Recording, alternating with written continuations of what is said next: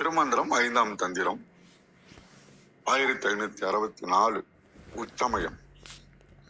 ஈரு மனத்தை இரண்டர வீசுமின் ஊரும் சகாரத்தை ஓதுமின் ஓதியே வாரும் அறநெறி மன்னியே முன்னிய தூரும் சுடரலில் தோன்றுமாமே. மனதை ஒருமுகப்படுத்தி அகவைப்பாட்டின் மூலமாக இறைவனை அடைய முடியும் அப்படின்றதுக்கு இந்த பாடல் ரொம்ப ஒரு அருமையான விளக்கம். இதெல்லாம் இறைவனை பத்தி கேட்கிறாங்க. இறைவனை அடைய முடியும்ன்றது திருமந்திரத்தில் இருக்கக்கூடிய சிலபஸ். இந்த பாடல்ல என்ன சொல்றாருன்னா, இருமனம் கொண்ட மனதை நீக்கி சகாரத்தை எனும் மந்திரத்தை ஓதி சிவநெறியில் நிலைத்து நின்றால் பிரகாசமான ஒளி தோன்றும். இதுதான் அச்சீவ்மெண்ட். ஒரு பையன் படிக்கிறான், மார்க் வாங்குறான், கடைசியில பாஸ் பண்றது அல்லது சண்டம் எடுக்கிறது ஒரு பெரிய கோல். அப்போ மனித வாழ்க்கையில அந்த பிரகாசத்தை, பேரொளியை, சுடர் ஒளியை நம் உடலுக்குள்ளே இருப்பதை தரிசனம் செய்வதுதான் ஆன்ம தரிசனம். உலகத்துல எல்லாமே ரெண்டா இருக்குது, இரவு பகல், நன்மை தீமை. அப்ப வைப்ரேஷன் வருது, அலை ஃபார்ம் ஆகிட்டே இருக்குது. அப்ப அதை நீக்கி ஒருமுகப்படுத்தணும் அப்படின்றதுதான் மைய கருத்து. ஒருமுகப்படுத்தும் போது ஒரு புள்ளி வேணும் இல்லைங்களா? அந்த ஒரு புள்ளி தான் சகாரம் அப்படின்றார். சி என்ற எழுத்து அதை அசபை மூலமாக தபிச்சு கொண்டே இருப்பது மூலமாக சிவநெறியில நாம நிற்கும் பொழுது அதை வச்சுக்கிட்டே நாம நினைத்த காரியத்தை செய்யும் போது அந்த காரியமும் பிரகாசமாக இருக்கும், அவனுடைய பிரகாசத்தையும் உணர முடியும் அப்படின்றாருங்க. இதையே நம்ம ஒரு சின்ன கதை மூலமா சொல்லலாம். அப்படின்னாக்கா, ஒரு காட்டுல குளம் இருக்குது, குளத்துக்கு பக்கத்துல ஒரு மரம், அது மேல ஒரு குரங்கு, மாமரம்னே வச்சுக்கலாம். அப்போ அந்த குரங்கு ஒரே இடத்துல நிலையா இருக்காது, பழத்தை பிரிச்சு போடும், கடிக்கும், இலைக்கிளை மாறும், இலைய பிடிச்சு கடிக்கும். அப்ப சலனமுள்ள மனத்துக்கு குரங்குக்கு ஒப்பிடுறாங்க. அதே அந்த குளத்துக்கு உள்ள கரையில ஒரு ஆமை இருக்குது, நிதானமா இருக்குது.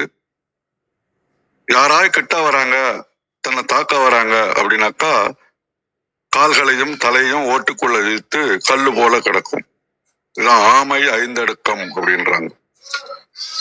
உலகம் வேறு இறைவன் வேறு அப்படின்ற அந்த இரு மனப்பான்மை இருக்கக்கூடாது, இரண்டும் ஒன்றாக ஒடுங்கிறது தான் ஆமை. அப்ப அந்த குரங்கு போல இருந்தா என்ன, ஆமை போல இருந்தா என்ன? அப்ப வேடவன் வரான், இதனுடைய ஆட்டத்தினால வேடவன் கண்ணுல குரங்கு படுது. அப்ப வேடவன் கிட்ட குரங்கு மாட்டிக்குது. உலகத்துல நாம அப்படிதான், நாம இருமனதோட ஆடிக்கிட்டே இருந்தோம்னு சொன்னா இதுல மாட்டிக்கிறோம். ஆனா அதே ஆமை என்ன பண்ணுது, வேடன் வர்றதை கேட்ட உடனே, அந்த சத்தத்தை உணர்ந்த உடனே தலை கால்கள் எல்லாம் உள்ள இழுத்துக்கிட்டு கல்லு மாதிரி இருக்கிறதால அவனுக்கு அதை ஆமான்றதோ அதை எடுத்துக்கணுன்றதோ அவனுக்கு ஒரு உணர்வுகள் வரல. இது வேற மாதிரி கதைன்னு சொல்லலாம். யானை பாத்தீங்கன்னா பாகன் மேல போனா கூட இந்த தும்பிக்கை ஆடிக்கிட்டே இருக்கும். ரோட்ல போறவங்களை பார்க்கலாமா, கடையில பார்க்கலாமா, ஆடிக்கிட்டே இருக்கும். அதுவே அந்த யானை தும்பிக்கையில ஒரு சங்கிலியோ அல்லது ஒரு குச்சியோ கொடுத்துட்டீங்கன்னா அது மாட்டும் கான்ஸ்டன்டா போயிட்டே இருக்கும். அந்த குச்சி அல்லது சங்கிலி தான் சி என்ற சகார மந்திரம். அப்ப புலனடக்கம் வேணும் அப்படின்னாக்கா, இந்த மந்திரத்துல நம்ம அந்த தெளிவா புரிஞ்சக்கூடிய விஷயங்கள் என்னன்னா, புலனடக்கம் வேணும். மந்திரம் சி என்ற மந்திரம் எங்க போய் ரீச் ஆகுறோம், ஒளி தரிசனம். அப்ப இந்த சிவாய நமத்திலே பாத்தீங்கன்னா சி என்ற அந்த எழுத்து தான் பேரின்பம், சிவனை குறிக்கக்கூடிய அந்த பேரின்ப நிலை. வான்றது அருள், அவனுடைய அருள். யான்றது ஆன்மா, நான்றது திரோதன சக்தி, மாயை கர்மத்தை குறிக்குது. மான்றது மூலமலமாகிய ஆணவம், இது ஏற்கனவே சொல்லி இருக்கிறோம். இப்படியாக அந்த சீன்ற மந்திரத்தை சொன்னாலே இந்த மத்த 4 எழுத்தும் அடங்கிடுது. அப்ப சீன்ற மந்திரத்தை ஜபித்து இருமனதை ஒரு மன புள்ளியில் குவித்து ஆன்ம தரிசனமாகிய பேரொளியை நாம் கண்டு சிவநெறியிலேயே நின்று அவன்பால் ஒடுங்குவோம் என்று கூறி தளத்தை ரத்தனகுமாரையாவிடம் ஒப்படைக்கின்றேன். மிக்க நன்றி. நன்றிங்க. திருச்சிற்றம்பலம். திருமூலர் திருவடிகள் போற்றி போற்றி. திருமூலரின் திருமந்திரத்தில் 5ஆம் தந்திரத்தில் உச்சமயம் பாடல் 1564 பார்த்து கொண்டிருக்கின்றோம். ஐயா இப்ப அழகேசன் ஐயா அருமையான உதாரணமா ரொம்ப ஈஸியா புரிகிற மாதிரி 2 கதைகளை சொல்லி சொன்னாரு. அருமையா இருந்தீங்க. நன்றிங்க. பாடல் ஒலிக்கின்றது. மனத்தை இரண்டர வீசுமின் தோறும் சகாரத்தை போதுமின் மூதியை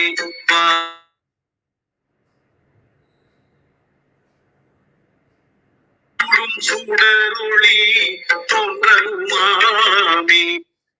ஈரு மனத்தை இரண்டர வீசுமின் ஊரும் சகாரத்தை ஓதுமின் ஓதியை வாரும் அரண்நெறி மன்னிய முன்னியத்து ஊரும் சுடரொளி தோன்றலும் ஆமை.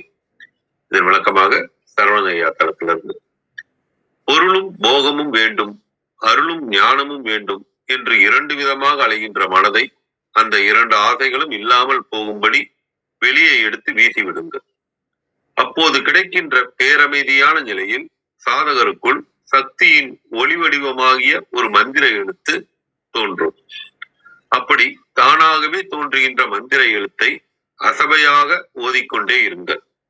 அவ்வாறு ஓதிக்கொண்டே இருப்பவரை அனைத்து காப்பாற்றுகின்ற வழிமுறையில் மனதை நிலைபெற வைத்திருந்தால் தமக்குள்ளே உருவாகும் சுடரானது பேரொளியாக தோன்றுவதை நீங்கள் உணரலாம் அப்படின்னு சர்வஜயா தளத்துல கொடுத்தது. தேவாரம்.org பார்ப்போம். இருதலைப்படுகின்ற மனத்தை அவ்வாறு இரண்டாதலினின்றும் நீங்குங்கள். நீக்கி இகரம் ஊர்ந்த சகர எழுத்தை ஓதுங்கள். ஓதி சிவனது நெறியில் எம்முடன் வாருங்கள். வந்து அதில் நிலையாக நின்று அவனை நினைத்தால் உம்முள் மறைந்து நிற்கின்ற விளக்கொளி உங்களுக்கு வெளிப்படுதல் கூடும். இதன் குறிப்புரையாக, இருதலைப்படுதல் ஐயமாய் நிற்றல், இரண்டின் அற என 5வது விரிக்க, வீசுதல் நீக்குதல், வீசுமின் என்பது பாடமாகாமை, பின்னர் வாரும் என வருதலானும் அறியப்படும். இகரம் ஊர்ந்த சகரம் சி, திருவைந்தெழுத்தில் ஏனையவை இதன் கண் அடங்குதல் அறிந்து கொள்க. முன்னிய தென்பதும் பாடமன்று, முன்னுதற்கு செயப்படு பொருள் வருவிக்கப்பட்டது. இதனால் சிவநெறி திருவைந்தெழுத்தால் பல்லாற்றானும் பயன் தருதல் கூறப்பட்டது அப்படின்னு சொல்றாரு. கௌரியம்மா வணக்கம் அம்மா, வாருங்கள். நன்றிங்க. மிக அருமையான விளக்கங்கள். மிக்க நன்றி. அனைவருக்கும் அன்பு வணக்கம். ஓம் நந்தியம்பெருமான் திருவடி போற்றி. ஓம் திருமூலர் திருவடி போற்றி. ஓம் நம சிவாய. திருமந்திரம் 1564. ஈரும் மனத்தை 2 அற வீசுமின் ஊரும் சகாரத்தை ஓதுமின் ஓதியே வாரும் அறநெறி மன்னியே முன்னியத்து ஊரும் சுடர் ஒளி தோன்றலும் ஆமே. Translation: Pull the divided mind and unify it. Chant the syllable C. Keep on chanting it and be established in the path of Shiva. The effulgent light will appear. நமக்கு சிவநெறியை பற்றி சொல்லிட்டு வராங்க. சிவநெறி முதல்ல நம்ம மற்ற நெறியெல்லாம் பழிக்கக்கூடாது, அந்த எல்லாத்தையும் மதிக்கணுங்கிறத சொன்னாங்க. அப்புறம் நம்பிக்கை கொடுத்தாங்க. நானும் அந்த இடத்துலேருந்து தான் வந்திருக்கேன். நானும் அதை தெரிஞ்ச நாள்லாம், இந்த சிவநெறி தெரியாமல் தெரிஞ்ச நாள்லாம் இருக்குது. அதுக்கப்புறம் எனக்கும் இதை பற்றி கொண்டு தான் நானும் சேர்ந்தேன். நந்திதேவர் தான் எனக்கு குருவாக இருந்து இந்த சிவநெறியில் கொண்டு போய் நானும் அப்படி தான் வந்தேன். அதனால் நீங்களும் வரலான்னு நம்பிக்கை கொடுத்தாங்க. அப்புறம் பெருவழி, இது நாங்கள் ஆரம்பித்தா நம்ம இறைவன் இருக்கிற இடத்துக்கு தான் நம்ம போவோம். எங்கே சேரணுமோ அங்கே போய் சேர்ற வரைக்கும் இருக்கிற நெறி இது. பாதியிலே இல்லாமல் ஒரு சித்தி கிடச்சிது, ஒரு நல்ல விஷயம் நடந்தது அப்படின்றது இல்லாமல், இல்லை ஆன்மாவை உணர்ந்தேன் அதோடு இல்லாமல் நமக்கு சேர வேண்டிய வரைக்கும் கூட்டு போவோம்னு சொல்லியிருக்காங்க. இப்ப அடுத்து இத வந்து அனுபவமா நம்ம வந்து கொண்டு வரணும்னா என்ன பண்ணணும்? அப்படின்றத இப்ப இதுவரைக்கும் சொல்லிட்டாங்க. இதான் இதான்னா, இப்ப இது இது எப்படிதான் நான் கொண்டு வரதுன்னு நம்ம கேட்போம் இல்லையா? அந்த அனுபவத்துக்கு கொண்டு வரணும்னா நீங்க என்ன செய்யணும்? அதுக்கு ஒரு அவுட்லைன் குடுக்குற மாதிரி நான் பார்க்குறேன். "ஈரும் மனத்தை 2 அற வீசுமின்." 2 2ஆ இல்லாம ஈரும்ன்றதுக்கு நான் இத பொருள் வந்து இதுல அகராதியிலேருந்து தான் கொஞ்சம் கொஞ்சம் எடுத்து தான் பார்க்குறேன். அதுல வந்து நுண்மையானது அப்படின்ற அதாவது ரொம்ப பெருசு. மனது வந்து சும்மா இங்க அவுட்லைன்ல இருக்கிறது மட்டும் நம்ம மனசு இல்ல. நம்ம நம்ம இந்த இயக்கமே மனதுனால தான் நடக்குது. அத வந்து ஒருமுகப்படுத்துறதுங்கிறது நம்ம கவனங்கிற ஒரு விஷயத்து மூலம் தான் இந்த 2ஆ இருக்கிற மனச வந்து நம்மளால ஒருமுகப்படுத்த முடியும். அத 2ஆ இருக்கிற மனச நம்ம அத நீக்குங்க அப்படின்னு சொல்றாங்க. அத நீக்கணும்னா நம்ம அந்த கவனம்ன்றத ஒண்ணு கொண்டு வரணும். ஒருமுகப்படுத்தணும். அது முதல் வரி வந்து பக்தி மார்க்கமா எனக்கு தோணுது. நம்ம வெளியில ஒரு ஒரு சிலையா அதுதான் இறைவன் வச்சு நம்ம ஒருமுகப்படுத்தி நம்மள இறைவன் பக்கம் திருப்புறது. அந்த 2ஆர் ஏன்னா மனது ஐயா அழகேசன் ஐயா சொல்ல மாரி அலைஞ்சுக்கிட்டே இருக்கிற மனசு தான். அந்த 0, 1 அந்த பைனரி அது ஓடிக்கிட்டே இருக்கு. அந்த வைப்ரேஷன் இருக்க இருக்க அது பேசிக்கிட்டே தான் இருக்க போகுது. அது நம்ம இருதயம் ஒண்ணு சொல்லுச்சுன்னா, நம்ம மூளை ஒண்ணு சொல்லும். அந்த மாரி 2ஆவும் பார்க்கலாம். ரைட் பிரெயின், லெஃப்ட் பிரெயின் அந்த மாதிரியும் பார்க்கலாம். நெறைய விஷயம் நமக்குள்ள அது மாறி மாறி பேசிக்கிட்டே தான் இருக்கும். அதுலேருந்து நம்ம போகணும் அப்படின்னா, ஒருமுகப்படுத்தணும்னா, அந்த கவனம்ன்ற அந்த கான்ஷியஸ்னஸ் ஃபர்ஸ்ட்டு நமக்கு வரணும். அத வச்சு தான் நம்ம அந்த பக்தி மார்க்கத்தில நம்ம அ அடியெடுத்து வைப்போம். அடுத்து "ஊரும் சகாரத்தை ஓதுமின் ஓதியே." இங்க சகாரம்ன்றது வந்து அ மந்திரமா பார்க்குற இதுவும் ரொம்ப நல்லாயிருக்கு. நான் வந்து இந்த அகராதியில இருக்கிறதுல அகராதியில வந்து சகாரம்னா என்னன்னு கேட்டா, இகழ்ச்சின்னு போட்டிருக்காங்க. அம் இன்னொரு இதில இந்த அப்யூஸ் அந்த மாதிரியான விஷயங்கள்லாம் போட்டிருக்காங்க. சகாரம்ன்ற வார்த்தைக்கு. அ அந்த மாரியும் பார்த்தாலும் அனுபவ ரீதியா அது பொருந்துது. அ அ இல்ல மந்திரத்த சிவனோட மந்திரத்த ஓதி ஓதி நீங்க வந்து வாங்க அப்படிங்கிறதையும் நம்ம சொல்லலாம். அதுவும் பொருத்தமா தான் இருக்கு. இங்க "ஓதுமின் ஓதியே வாரும்" அப்படி ஊர்ற சகாரம். ஏன்னா மனதுங்கிறது நம்ம இது எல்லாமே இங்க மனது மட்டும் தான் இங்க வேலை செஞ்சுட்டு இருக்குது. ஒரே விஷயம் இந்த உலகம் இயங்குறது எல்லாமே மனதுன்ற ஒரு விஷயம் மட்டும் தான். அந்த ஏன்னா எல்லாரோட மனதுமே கனெக்டட் தான். எப்படி நம்ம சிவமும் எல்லாரோடையும் எல்லாருக்குள்ளேயும் சிவம் கனெக்டடோ, அதே மாரி தான் மனதும். நம்ம அந்த ஆணவம்னு ஒண்ணு போட்டிருக்கிறதுனால தான் இப்ப தனித்தனியா மனசும் தனித்தனியா நமக்கு தெரியுது. அந்த மாயைக்குள்ள அந்த மனதென்ற மாயைங்கிறதும் ஒண்ணு தான். ஆ அந்த ஆணவம் இல்ல அப்டின்னா, இது நானுன்னு நான் தனியா எடுத்து பார்க்கலன்னா, உங்க மனதுல என்ன ஓடுதோ அது என் மனதுக்கு தெரியும். எல்லாமே இங்க கனெக்டட் தான். அதனால அது பெரிய விஷயம்.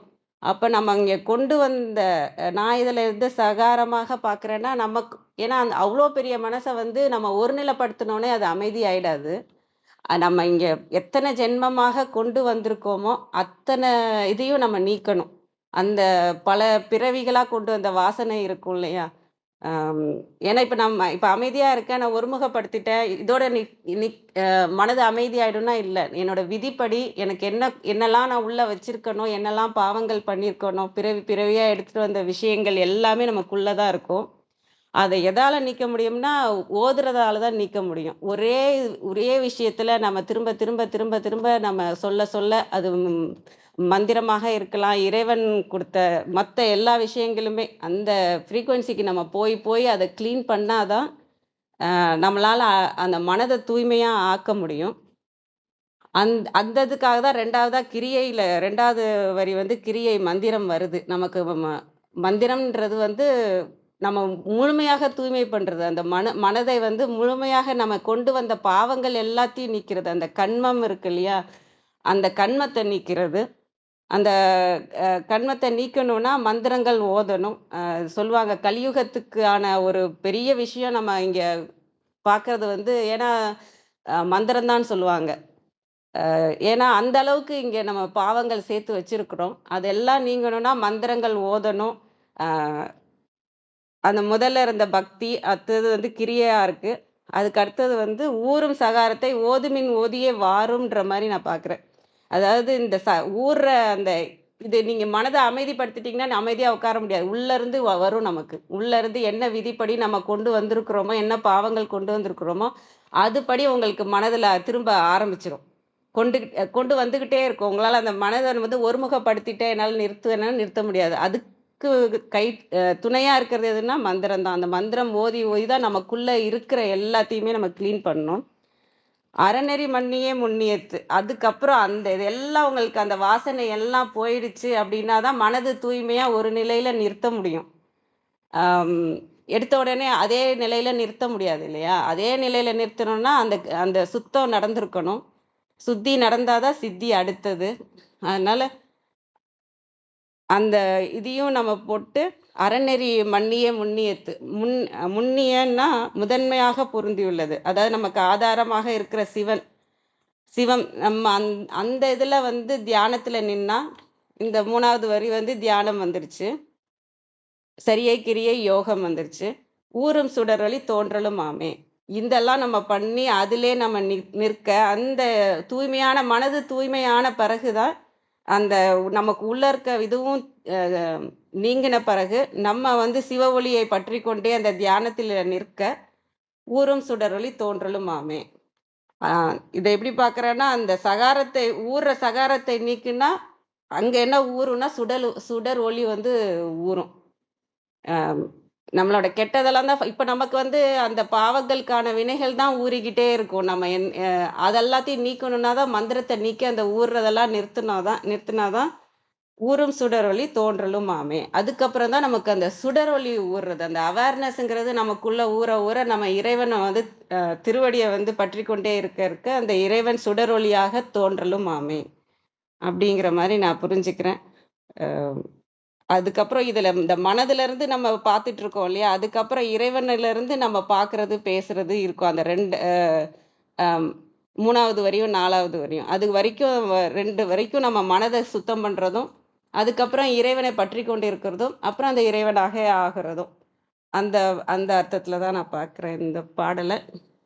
ஏன்னா அந்த அகராதியில பார்த்ததுனால இந்த மாதிரி புரிஞ்சுக்கிறது அனுபவ ரீதியா இது கரெக்டா தோன்ற மாதிரி இருக்கு. தவறு இருந்தா மன்னிக்கணும். அனைவருக்கும் நன்றி.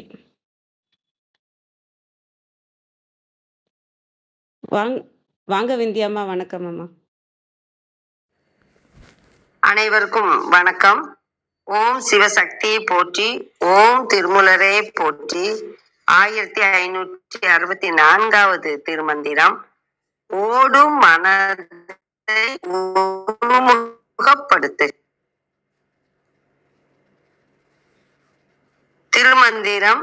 ஈரு மனத்தை இரண்டர வீசுமின் ஊரும் சகாரத்தை ஓதுமின் ஓதியே வாரும் அறநெறி மன்னியே முன்னி அத்து ஊரும் சுடர் ஒளி தோன்றலும் ஆமே. அருமையான திருமந்திரம். ஈரு மனம் இச்சை வசப்பட்டு அலையும் மனம். இரண்டர ஒரு நிலையில் நிற்க. வீசுமின் வீசி எறிந்து ஒருமுகப்படுத்துங்கள். ஊரும் மூலாதாரத்தில் இருந்து மேலே நகரும்.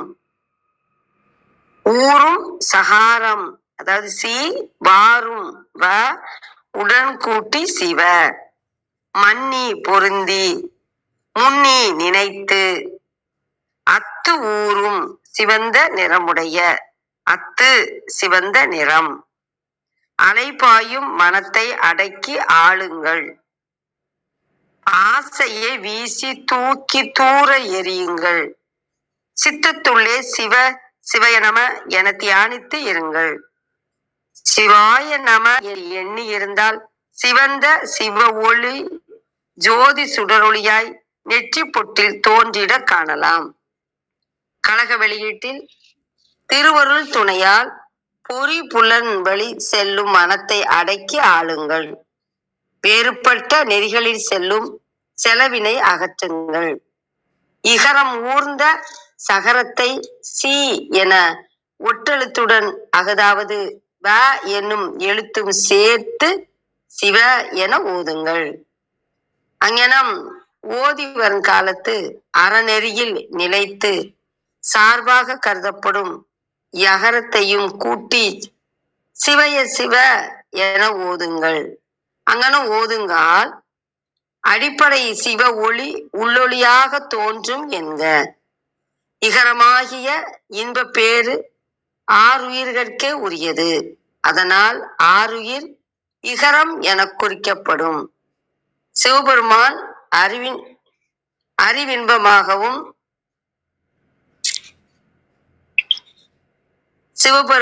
அறிவின்பமாகவும் ஆறுயிர் இன்பியாகவும் அழைக்கப்படும்.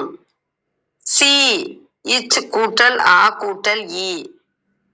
இச் சத்து உண்மை. திருவருள் அறிவு சிவன். இன்பு திருவடி.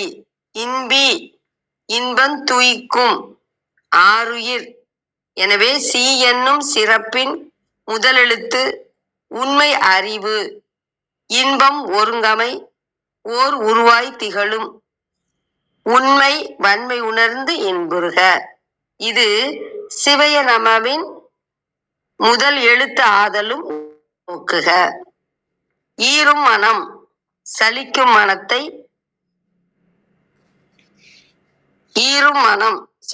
மனத்தை இரண்டர ஒரே நிலையில் நிற்க.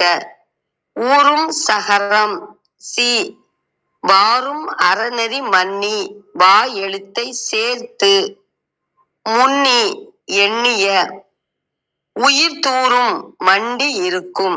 அனைவருக்கும் நன்றி, வணக்கம். சிவசிவ. திருச்சிற்றம்பலம். நன்றி, மிக்க நன்றி. நிறைய விளக்கங்கள் கொடுத்துருக்கீங்க. நன்றி. வாங்க அர்த்தநாரி ஐயா. வணக்கம் ஐயா. வணக்கம். பாட்டை நம்ம பொருள் புரிஞ்சுக்கிறதுக்காக எப்படி சிந்திக்கணும் அப்படின்னு கேட்டீங்கன்னா, இருமனம் அப்படிங்கிறது தான் ஈரும் மனம் அப்படின்னு இருக்கு. ஏன்னா அடுத்த வரியில இருக்கக்கூடிய முதல் எழுத்து எல்லாமே நெடிலா இருக்கிறதுனால இங்கேயும் இந்த முதல் எழுத்தை மட்டும் ஈரு அப்படின்னு சொல்லியிருக்காங்க. இதுக்கு இலக்கணத்துல ஆதி நீடல். விந்திய கௌரி அம்மாக்கு நல்லா தெரியும். ஏன்னா அவங்க இன்னைக்கும் இலக்கணம் நடத்திட்டு இருக்கிறதுனால ஆதி நீடல். ஆதினா முதல் எழுத்து. இரு அப்படிங்கிறது ஈ அப்படின்னு வந்திருக்கு. இதுல நம்ம இதை எப்படி புரிஞ்சுக்கணும்? சும்மா சாதாரணமா யாரும் தப்பா நினைச்சுக்க கூடாது.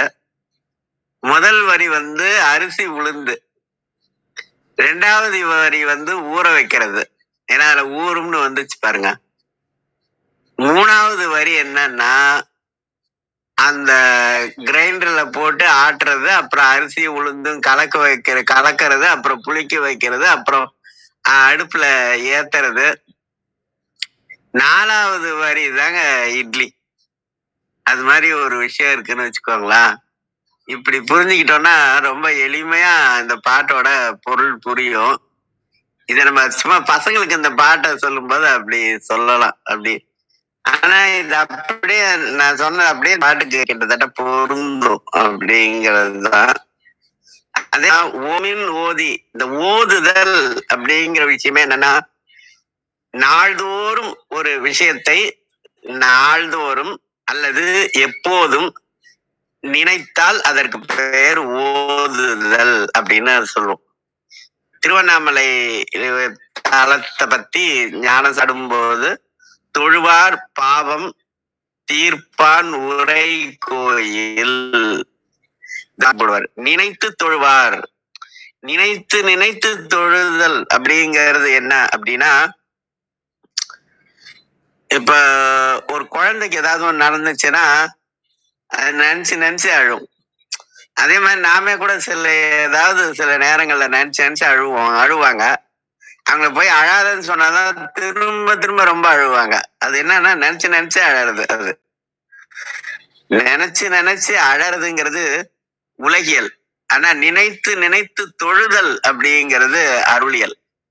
இங்க என்னன்னா இந்த நமக்கு எந்த நேரமும் இது நடக்குமா நடக்காதா, கடவுள் உண்டா இல்லையா, இப்படியான ஒரு ஐயம் வந்துகிட்டே இருக்குங்க.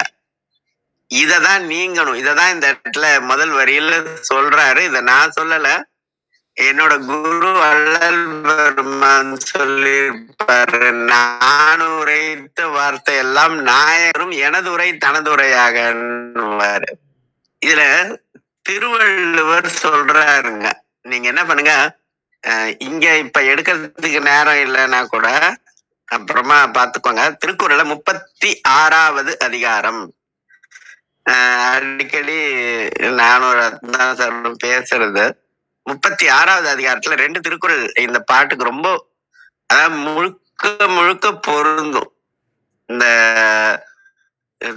துணி தைக்கும் போது ஃபிட்டா இருக்குன்னு சொல்றோம் பாருங்க, அது மாதிரி முழுக்க பொருந்தும். அது முதல்ல முழுக்க பொருந்துறதே பெரிய விஷயங்க.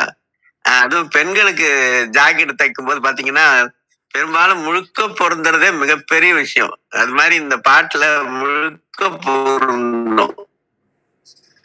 ஒரு திருக்குறள் பாருங்க, ஐயத்தின் நீங்கி. ஐயத்தின் நீங்கின உடனே என்ன ஆகும் அப்படின்னா தெளிந்து வந்துரும். ஐயத்தின் நீங்கி தெளிந்தார்க்கு. அப்ப ஐயத்தின் நீங்கி சந்தேகங்கிறது இருக்கக்கூடாது அப்படிங்கிறது. அதனால ஐயத் நீங்கி தெளிந்தார்க்கு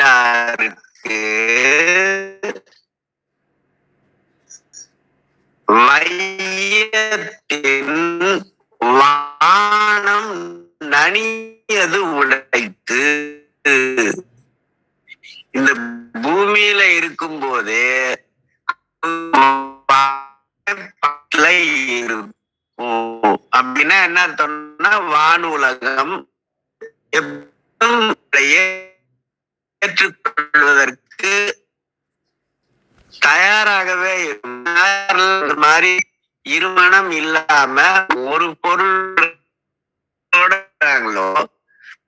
அவங்க எங்க இருப்பாங்க இருப்பாங்க. ஆனா அதே நேரத்துல பாத்தீங்க மத்த பல பேரு என்னதான் அதுக்கு பேரு இருக்கு. அப்ப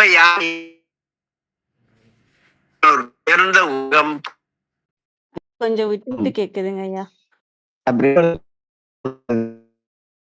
ஒரே ஒண்ணுதான் வாழ்வை. இப்ப கேக்குதா? ப்ராப்ளமா இருக்கு இந்த நெட்வொர்க். இருங்க, நான் வெளியில போயிட்டு வந்துருவா. இப்ப கேக்குதுங்க. ஹலோ, இப்ப கேக்குதா இல்லையா? இப்ப கேக்குதுங்க ஐயா. என்னம்மா? இப்ப கேக்குது. அந்த பக்கத்தை வச்சுதான் பேசுறேன் எப்பவுமே. இப்ப கேக்குதா? இப்ப கேக்குதுங்க. ரைட், சரி. அது வையத்தின் வானம் நனியது உடைத்து. அவங்க வானம் அவங்களுக்கு அருகிலேயே இருக்கிறது அப்படின்னு சொல்லியிருப்பாரு. அப்புறம் இன்னொரு திருக்குறள் அதுலயே 36வது அதிகாரம் என்னன்னா மெய் உணர்தல். இது மெய்யை உணர்தல். அது இன்னொரு திருக்குறள் என்னன்னா, பிறப்பு என்னும் பேதமை நீங்க. சைவ சித்தாந்தத்தின்படி நம்ம அறியாமையால் பிறக்கிறோம், அறியாமையால் வினை செய்யறோம், வினையால பிறக்கிறோம். அது அவரவர் வினை வழி அவரவர் வந்தனர் அப்படின்னு குரு நமச்சிவாயம் சிவபோக சாரம்ங்கிற நூல்ல சொல்லியிருப்பாரு. அதனால பிறப்பு என்னும் பேதமை நீங்க. அதுக்கப்புறம் இந்த 2வது வரியில சொல்றாரு பாருங்க, ஊரும் சகாரம், அந்த சி அப்படிங்கிறது சிறப்பென்னும் செம்பொருள் காண்பது அறிவு. அந்த சிறப்பென்னும் செம்பொருளை எந்த ஆன்மா அந்த நினைவால் மனக்காட்சியால பாக்குதோ அந்த ஆன்மாவுக்கு பிறப்புங்கிறது மண் உலகத்துல கிடையாது அப்படிங்கிற பொருள் வரும். அதனால முதல்ல அந்த தீட்சை, சமய தீட்சை வாங்கும்போது நமக்கு குரு காதுல சொல்வாருங்க. அதுல எல்லாருமே கண்டிப்பா சைவத்துல கண்டிப்பா தீட்சை வாங்கி இருக்க வேண்டும். எப்படி கிறிஸ்தவர்கள் ஞானஸ்தானம் வாங்குறாங்களோ அது மாதிரி சைவத்துல கண்டிப்பா தீட்சை வாங்கணும். குறைஞ்சபட்சம் சமய தீட்சையாவது வாங்கணும். சமய தீட்சை, விசேட தீட்சை நிர்வாண ஆச்சாரிய தீட்சை, நிர்வாண தீட்சைன்னு 4 இருக்கும். அதுல குறைஞ்சது சமய தீட்சையாவது வாங்கணும். சமய தீட்சை வாங்கும்போது காதுல நமக்கு குரு என்ன மந்திரம் சொல்றாங்களோ அந்த மந்திரத்தை எப்போதும் நினைச்சுக்கிட்டே இருக்கணும். அதுக்கப்புறம் நமக்கு வேற பிடிச்ச கேக்குதா? கனெக்ஷன் காட்டுது எனக்கு. கொஞ்சம் விட்டு விட்டு கேக்குது. ஆனா கேக்குதுங்கய்யா. ரைட். அப்ப அந்த சமய தீட்சை வாங்கும்போது காதுல சொல்றாங்களா, அதுதான் மந்திரம் அப்படிங்கிறது. மந்திரம் வேற, பாட்டு வேற. அகத்தியர் சொல்வார்ல, மனமது செம்மையானால் மந்திரங்கள் ஜெபிக்க வேண்டாம். அகத்தியரே சொல்லிட்டாருன்னு மந்திரத்தை விட்டுறக்கூடாது. ஏன்னா நம்ம மனசுலாம் இன்னும் செம்மை ஆகல. அதனால மனமது செம்மை ஆன பிறகுதான் மந்திரம் ஜெபிக்க கூடாதுன்னு சொல்லியிருக்காரே தவிர மந்திரமே ஜெபிக்க வேணாம்னு நிறைய பேர் அதுக்கு பொருள் எடுத்துக்கிறாங்க. அப்படி கிடையாது. மனம செம்மையானால் மந்திரம் ஜெபிக்க வேண்டாம் அப்படிங்கிறது. அந்த மந்திரத்தை தினமும் சொல்லிக்கிட்டே இருக்கணும். ஆனா அதே நேரத்துல அந்த பாட்டுன்னு ஒண்ணு இருக்கு பாருங்க, அது கண்டிப்பா பாடிக்கிட்டே இருக்கணும். குமரகுருபரரே சொல்லுவாரு, நாடும் பொருட்சுவை சொற்றுவை தோய் தர பாடும் பணியே பணியாய் அருள்வாய் அப்படின்னுவாரு. அந்த பாடுறது அப்படிங்கிறது எப்பயுமே பாடிக்கிட்டே இருக்கணும். இந்த பாடுறதுங்கிறது எனக்கு வரல அப்படின்னா பாடுதல்னு சொல்ல வேண்டாம், ஓதுதல் அப்படின்னு தினந்தோறும் ஓதிக்கிட்டே இருக்கலாம் பாட்டை. நம்முடைய திருமுறைகள் ஓதிக்கிட்டே இருக்கலாம் தினந்தோறும். ஒரு விஷயம் வைக்கும்போது ஓதிக்கிட்டே சமைச்சு பாருங்க, அதோட வேல்யூ தனியா இருக்கும். அது மாதிரி ஒரு விஷயம். அப்ப பாட்டு எதை சொல்றது அப்படின்னா, நம்ம மனசுல சிவசிவ என்கிற திணையாளர், சிவசிவ என்றிட தீவினை மாலும், சிவசை என்றிட தேவரும் ஆவர், சிவசிவ என்ன சிவகதி தானே. இந்த பாட்டை நம்ம எப்போதும் பாடிக்கிட்டே இருக்கலாம். இதுல சிவசிவ சிவசிவன்னு வந்துகிட்டே இருக்கு பாருங்களா. சிவசேன்னு வர்றது மாத்திரம் இல்ல, இதுல 9 தடவை சிவ அப்படிங்கிற சொல்லு வரும். அது மாதிரியும் இருக்கும். அதனால இதெல்லாம் நம்ம இது மாதிரி சிந்திச்சு நம்ம ஓதி தெளிவடையும் போது கண்டிப்பா நம்ம ஆன்மா என்ன ஆகும் அப்படின்னா பிறவி இல்லாத சிவகதிக்கு போய் சேரும் அப்படிங்கிறது. அதனால இன்றைக்கான ஓதக்கூடிய பாடல் திருவம்பாட்டு. எனக்கு நெட்வொர்க் பிரச்சனை தெரியல. எப்பவுமே பிரச்சனைக்கு அர்ச்சனை தான், பிரச்சனைக்கு பிரார்த்தனையும் அர்ச்சனையும் தான் வழி. நாளைக்கு நெட்வொர்க் நல்லா இருக்கணும்னு பிரார்த்தனை பண்ணுவோம். யாராவது கேட்கணுமா சொல்லணுமா? சரி, இன்றைக்கான பாடல் திருவம்பாவை பாட்டு 10வது பாட்டு.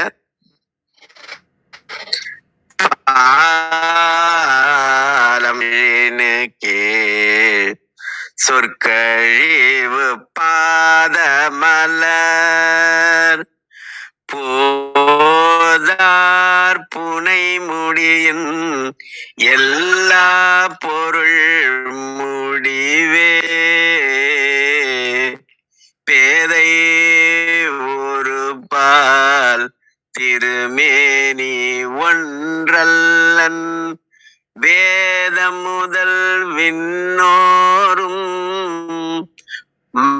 மண்ணும் துதியாலும் வேதம் முதல் விண்ணோரும் மண்ணும் துதித்தாலும்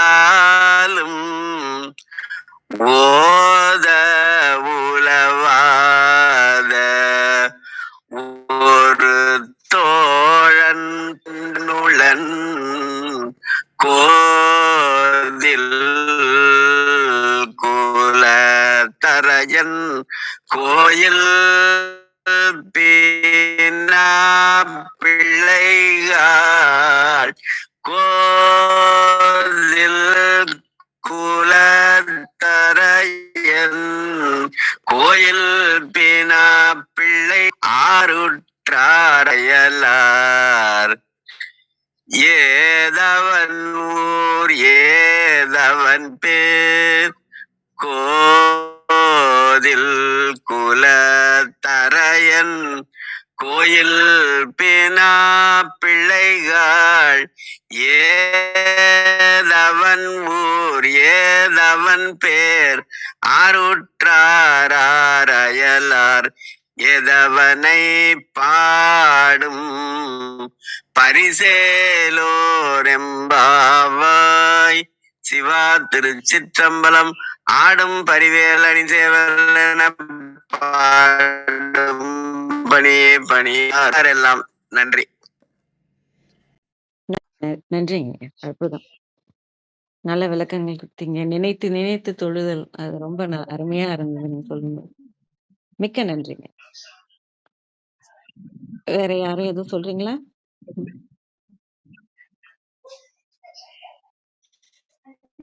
அனைவருக்கும் நன்றி. நிறைவு செஞ்சுக்கலாம்னு நினைக்கிறோம். இன்று எங்களுடன் இணைந்த அனைத்து உள்ளங்களுக்கும் எங்களது மனமார்ந்த நன்றிகள். மீண்டும் நாளை காலை 6:30 மணிக்கு சந்திப்போம். தலம் நிறைவு பெறுகிறது.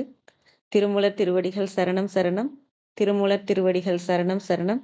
திருமூலர் திருவடிகள் சரணம் சரணம். அனைவருக்கும் நன்றி. ஓம் நம சிவாய.